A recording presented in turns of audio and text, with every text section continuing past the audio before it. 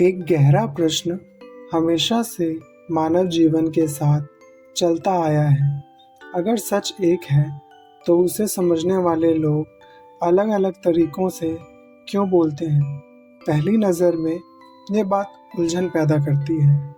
जब एक व्यक्ति कुछ कहता है और दूसरा कुछ बिल्कुल ही अलग बोलता है, तो मन तुरंत फैसला करना चाहता है कि कौन सही है और कौन गलत।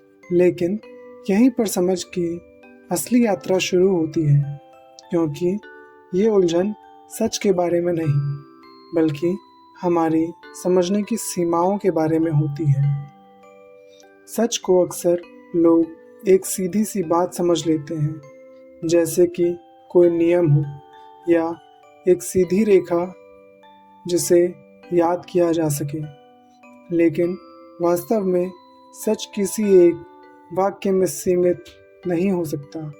ये कोई स्थिर वस्तु नहीं है, बल्कि एक जीवित अनुभव है, जो हर व्यक्ति को अलग-अलग रूप में दिखता है। इसका स्वरूप इतना विशाल है कि उसे एक ही दृष्टि से पूरी तरह नहीं देखा जा सकता। इसलिए जब अलग-अलग लोग उसे देखते हैं, तो उनकी अभिव्यक्ति भी अलग-अलग होती है। इस बात को समझने के लिए एक सरल दृष्टिकोण काफ़ी है। सोचो कि एक बड़ा सा पहाड़ है। एक व्यक्ति उसे सूरज की रोशनी में देख रहा है, जहाँ सब कुछ प्रकाश से भरा हुआ है। दूसरा उसी पहाड़ को घाटी के अंधेरे हिस्से से देख रहा है, जहाँ रोशनी कम है और छाया ज़्यादा। तीसरा व्यक्ति उसकी सबसे ऊंची चोटी पर खड़ा है, जहाँ चारों तरफ बर्फ है और गहरा सन्नाटा। तीनों अपने अपने दृष्टिकोण के अनुसार सच बोलेंगे। उनके शब्दों में अंतर होगा, लेकिन इसका ये मतलब नहीं कि सच बदल गया। सच एक ही है, बस दृष्टिकोण अलग-अलग। समस्याएं तब उत्पन्न होती हैं जब लोग ये उम्मीद करते हैं कि सच हर बार एक जैसे शब्दों में प्रकट हो। जब ये उम्मीद टूटती है तो असहमति जन्म लेती है। लोग अपनी अपनी बातों को सही साबित करने में लग जाते हैं। विरोध, तर्क और विवाद शुरू हो जाते हैं। यहाँ एक महत्वपूर्ण बात समझनी ज़रूरी है।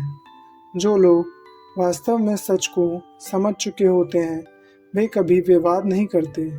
विवाद उन लोगों के बीच होते हैं जो केवल सुनी सुनाई बातों पर आधारित होते हैं, जिन्होंने खुद कुछ भी अनुभव नहीं किया होता। इस संदर्भ में एक और गहरा अंतर समझना ज़रूरी है। जो हम खुद को समझाते हैं, क्या वो वास्तव में हम हैं? बचपन से ही व्यक्ति को बहुत कुछ सिखाया जाता है। कैसे बोलना है, कैसे रहना है, क्या सही है और क्या गलत। धीरे धीरे ये सब बातें व्यक्ति के व्यवहार और सोच का हिस्सा बन जाती हैं। वे उन्हें ही अपनी पहचान समझने लगता है, लेकिन ये पहचान वास्तव में उसकी अपनी नहीं होती, बल्कि समाज द्वारा दी हुई होती है। इसके विपरीत व्यक्ति के भीतर एक और स्तर होता है, जो किसी भी सिखाए गए ज्ञान से परे होता है।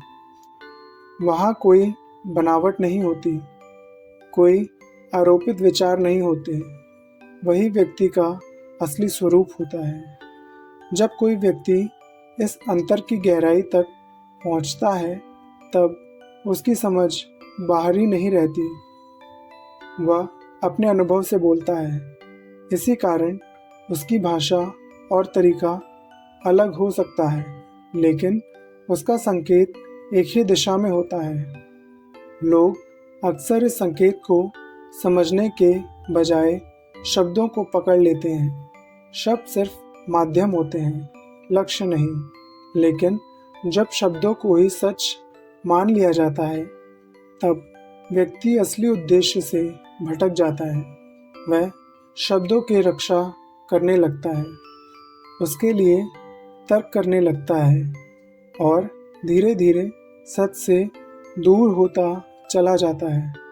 यही स्थिति समय के साथ एक और प्रवृत्ति को जन्म देती है, जहाँ जीवित अनुभव की जगह सिर्फ सूखा ज्ञान रह जाता है।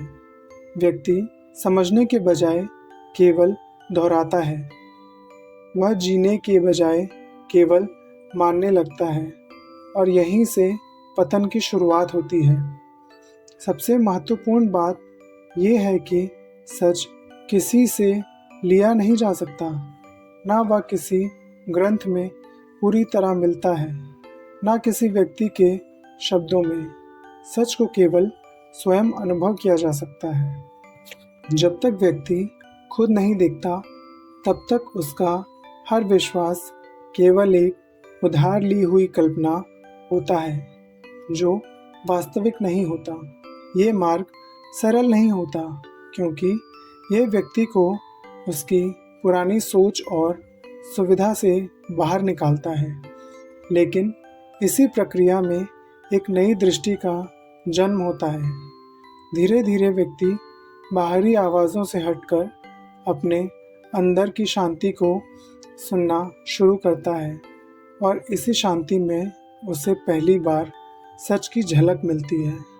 अंत में ये समझ आता है कि सच कभी दूर था ही नहीं, वह हमेशा से व्यक्ति के अंदर छुपा हुआ था। सिर्फ उस तक पहुंचने के लिए शोर से बाहर आना ज़रूरी था।